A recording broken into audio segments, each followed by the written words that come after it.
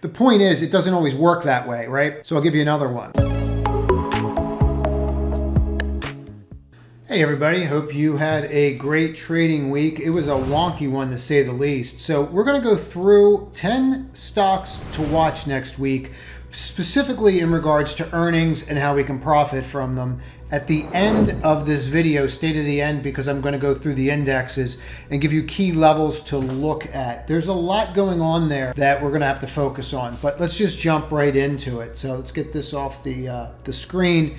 And I just want to talk about this SOXS. So this is the Daily Semiconductor Bear Fund. Now, why is this important? This is important for several reasons. Let's clean these charts up. It was a long day. But you see this little bump right over? That's what you want. That's what you're looking for. You're looking for that higher high. So this is your 200-day moving average, and you can see that we bonked here. We weren't able to get above it. Bonk, right? And now you flipped it. Not only did you flip that today, but I really want to focus on this. Not only was this flip, but you got to that level. So that's exactly what you're looking for. You're flipping and you made a higher high. So if you get a follow-through bar, again, a follow-through bar, right, which would be roughly $55 as your target price, you're going to want to take a look at this next week. Let's look at the stocks right now instead of waiting to the end, and we'll do the indexes at the end too. But I think it would make sense for us to just review this. These are some notes from the newsletter. If you don't get the newsletter, there's a free version in the description below, link in description. So see this break right here? This doesn't get any cleaner. Now, this break is also encompassed by this, right? So you have an H pattern here that has broken. It's irrefutable, right? It's not even up for debate whether or not this broke. I mean, here's your line, and you can see it very clear here. Not only did we break that, we took out the low. And we closed the low of the day. So that's about as bearish as you can get. Now, what you normally do with these kinds of moves is you just measure from the top straight down, right? And you're going to get 16% move. So that's telling me that if I can get a 16% move, that I could be setting up here for this to go substantially higher. And by substantially higher, I'm referring to this. So if I can get a 16% move, and this is a 3x bear fund, I could look for this to really move. So I want to be clear here. We're all already looking and talking to people that I'm even talking to in my trading room, and we're already talking about, is this a good sign that we're where we're at? Are we getting ready to come in? And the bottom line is, no, I don't see signs yet. The only sign that I see, and we'll get to it at the end, there's a couple things I see that maybe we're starting to bottom, but I don't really see anything that's glaring right now. It's saying, yes, we're there. So start paying attention to this. Now, Apple was rumored, and I think it was a rumor that was put out there by funds, quite frankly, so they could get out of the stock. They were talking about a stock buyback. They were talking about increasing their dividend. None of that happened. The only thing that happened is it went to the 21-day. We had a falling wedge, which you broke out of and looked beautiful, and then reversed, came up, and then came back down. So the only thing that happened here is that we broke the 50-day. And these are the kinds of trades you want to look for. And a lot of the names tonight are going to really focus on one key thing. They're going to focus on earnings going into next week, because this is going to be a pretty big event next week. You have huge companies come out with earnings. Everyone's going to be looking at this. So let's just get to it. So you're looking at April 28th for earnings. Now, if you go here and you look at that line going straight across, right? We broke. Here's the 50-day and we broke. You make a lower low, you're going here. You're going to 158. So short term, what you're looking to do is get in at 158. If you can get in this, and then if you want to stay in it for earnings, that's entirely up to you. But my goal is to get up and in some of these trades and stay in for earnings and see which ones are going to get hit and which ones are not into earnings. It's very rare that I'll do this, but what we're seeing with the shakeout from Russia and how that affected Netflix, it's becoming very clear that it's going to affect a lot of these companies. Not only the supply chain issues, but the fact that these companies no longer have access to the Russian markets in the same way. It is affecting them. Now, the most prominent one that I think is going to be affected by this is Facebook. I think Facebook's going to have a real problem this quarter. And for me, look, you never know how this is going to go in earnings. And to me, it's like speculation, right? It's gambling. All I can do is tell you what I say. Okay, that's really, really nasty. Now, we had a short position in the trading room, but closed it out because of the options actually expired today. But we did fairly well with it, and we did it right off this rejection, and then you just kind of just kept coming down, right? But why am I pointing that out? I'm pointing that out because this is not over. Okay, so You're right now at the 27th, but you see this 50-day cross? If you break this before earnings, which you've done, here, take a look at this on a weekly. Look at that. I mean, that's about as nasty as you can get, right? For those that watch that candlestick video, you'll know this pattern very well, right? 1, 2, 3, 1, 2, 3. I'll link that candlestick pattern at the end of this video. But you really want to know your candlestick patterns, especially here. Anyway, see this flip? Now look at this. This is exactly what you want to see. So you take out that lower low, 183.28. If you can get a position on it and try and get up and into it, look, there's no guarantees here, but they've been sanctioned by Russia. They're out of Russia. Google and the Android platform did the same exact thing that the iOS platform did and cut them out. So they don't have access to the same data, okay? Nothing is going their way. This was after just the iOS data. Now you're gonna have the iOS data again, Android on top of it, and Russia. So that's why you're seeing this. That's why you see this 50 here. So the 50-day moving average is where institutions act. And you can see that they were just given orders for the past couple weeks, get me out at the 50-day. Now the question is, are they gonna wanna stay around for a possible Netflix event? And no, it's not the same business, but there's some similarities. So this could happen and this could be super nasty. And I think we're seeing that spill over, right? So I want to focus on these specifically because I think that we can be setting up, as we're going to talk about at the end of the video, I think we can be setting up for a watershed event where it literally just everything just dumps and then we start rebuilding and setting up. We need a couple things to happen that we'll get into, but I want to focus on these and I want to focus on these earnings because I think this is where we can make the most amount of money next week. So you're on the 26th, it gives you 2 days of trading, but if you take this out, I think they're going to come out and say that their revenues are down and YouTube revenues are down because of what's going on in Russia. I think that's what we're witnessing here. And I think that this is going to be some kind of event. I think this split that they finally did was a way to lure people in and to get retail investors in.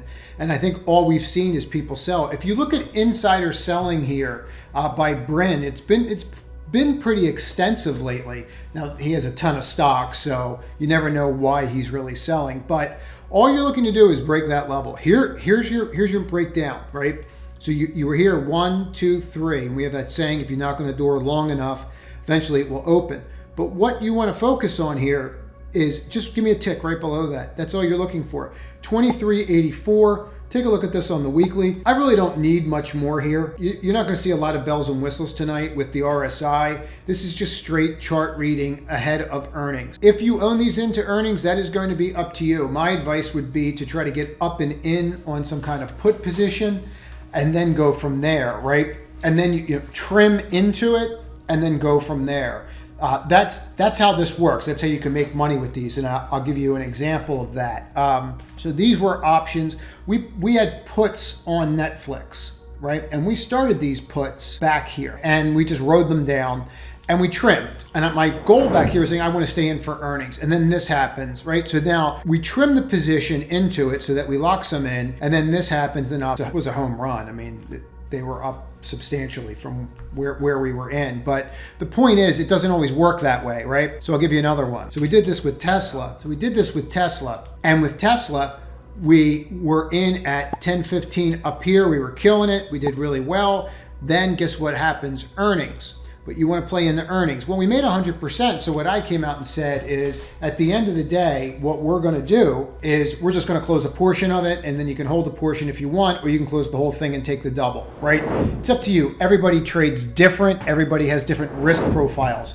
Don't try and trade like somebody else. Trade like yourself. But what happened? We came in, gapped up. Now, we held those, which they were basically worthless up here. We did okay. But you're guessing, right? But what was important about this move and why I'm explaining it to you is when it came up here, my worst case scenario was a break even. All boils down to money management. Everything else is conversation. So with Facebook, Apple, Google, you still have time. Okay, these can get nasty, like Janet Jackson nasty by the end of next week. So this, just because you're cracking doesn't mean that you can't crack more. And speaking of that, you're setting up here. Look at this. So PayPal's coming out with earnings, right? And you're out 3 candles. So I've got 3 candles, 3 trading days before. Look what it does right before there. It finally breaks this level, and it's setting me up right here. So if we go all the way across, see that point? You're setting up. If I break this line, let's get rid of all these lines because there's way too much going on. So if I break this line right before earnings, that's going to be super bad. So, and you're looking at roughly $82 on that. These are just fib levels from the point to trough. So I took the pandemic low, okay, the pandemic low, and then I took the peaks. You can see how these peaks are right here. This is when they were going to buy pins. That didn't work out so well. And then you can see what we're dealing with and how this is falling down. That whole space is getting hit. And it's going to continue to. I mean, even this today broke. You can see that one as well. So when are they coming out with earnings? Yeah, there's some time. So you could play PayPal, and then after you play PayPal, you could play Square after. But think about that. Yes, I understand they're different companies. But tell me if you like this format as well. This is more helpful than me just doing a top 10. If I'm doing a timely top 10, it's a little more helpful. Please comment, because your comments are one of the reasons why I'm doing this. So the feedback that you give me is very important to me. It tells me how to create content. What's the point of creating it if people don't want to watch? So anyway, so watch that 82.10 level. I don't know that I would do it before there. I might just watch this. You can always try and get up and in and then see how it goes. But I think if it breaks, it's really going to break. Now, Amazon. I think Amazon could have some issues, but I don't know that they're going to have the same kind of issues. Now, as someone like a Google or a Facebook, but see this wedge line? You have a wedge line right here, and you have another wedge line right here. Okay? It's not what you want to say at all, right? You're walking down your wedge lines, the trajectory is changing, and that's happening, right? You see how your trajectory is changing? And that's happening right before earnings. Earnings are in 4 candles, right? 4 trading days. So I think you can get down to here either before earnings or at earnings. This is clearly not retail that is puking out Amazon. That's not retail selling, right? That's, I'm at the 50, I broke the 50, get me out. Okay, that's, I don't want to be in for earnings.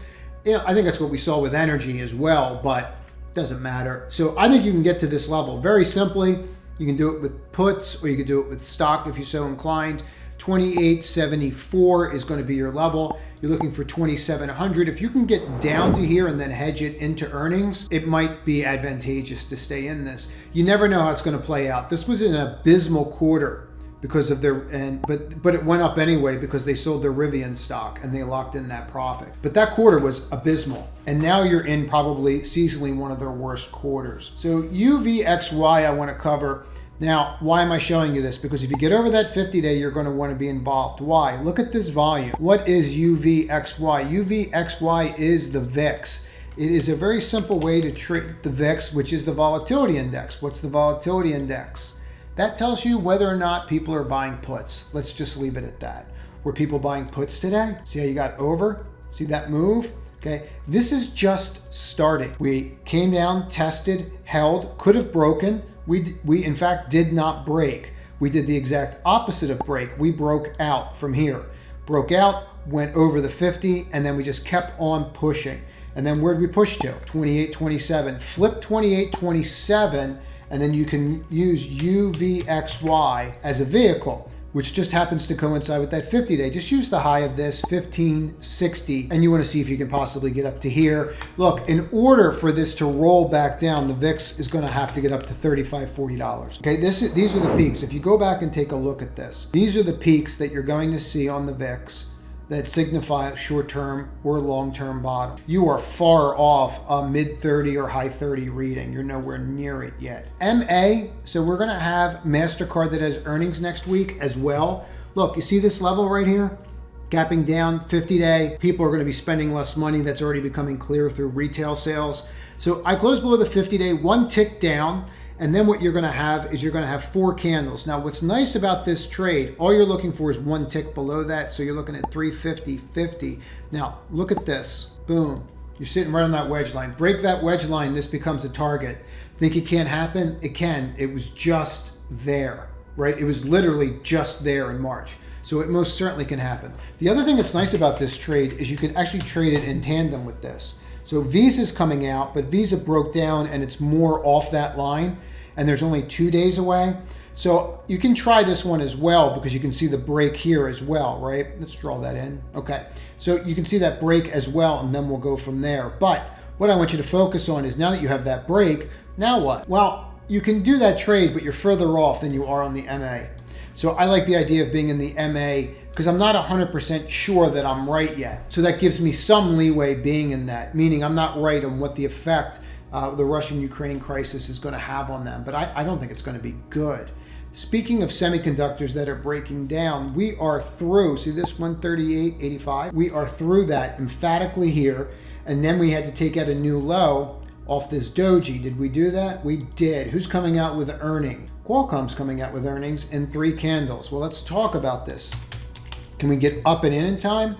Okay, this is what happened to ASML on actually really good numbers. Sold directly where? Right at the 50 and 21 day, right? Lam Research was not bad. So no matter how you slice it. But this market doesn't care whether or not it's bad, right? Look at Steel Dynamics. Doesn't matter what it is. Did we not need steel 24 hours later after record earnings? I mean, the whole sector sold down, right? So don't get it twisted. It doesn't really matter. If people want out, they're going to find a reason to sell. It's just the way it is. Cleveland Cliffs crushed only to come back and just get shellacked today. So that's going to happen. But speaking of shellacked, I want to talk about this JKS. And I want you to focus on this line, right? See this line? Why is this one important? Because this is a long-legged doji. Long-legged dojis signify what? They signify indecision. When you break this, it gets vicious. So no, we're not below the 200 or the 50 yet, but we are coming out with earnings. But why is this important? Because when NI came out with earnings, they said the issue that we're having, okay, very rarely do you see utility stocks move like this, but it does happen, especially when they're geared towards solar. But they came out and said, we're being held up by, quote, retroactive tariffs on solar panels. Now, from Southeast Asian, okay, JKS, right? SEDG, okay? See how this one's coming out with earnings later, right? So, but it's down too much. So that's why we're not looking at that one. It's already too far off. They're already too far gone. Which one's holding up? Well, this one. Why? Because people aren't paying attention to it yet. Coming into earnings, this could be a bloodbath, especially if they confirm what NI is talking about. So keep that in mind. Now, in regards to the indexes, here are the cues. Here was the megaphone pattern we talked about yesterday and said if it breaks this widening, this could be another bad day. That's exactly what we got. We got another bad day. There is nothing here redeeming about this chart. Nothing. I understand that everything sold off so that we could bounce, but that's not a reason to buy. That's a reason why we might someday bottom. Doesn't mean that it's over. So this is on the table. Okay, 318.35. Just consider that. If you want to play that, you'd play it through SQQ, right? So, but you need to look at this and you need to look at what's going on out there because it's very important. Look at the SPY. It's a complete and utter breakdown and follow through.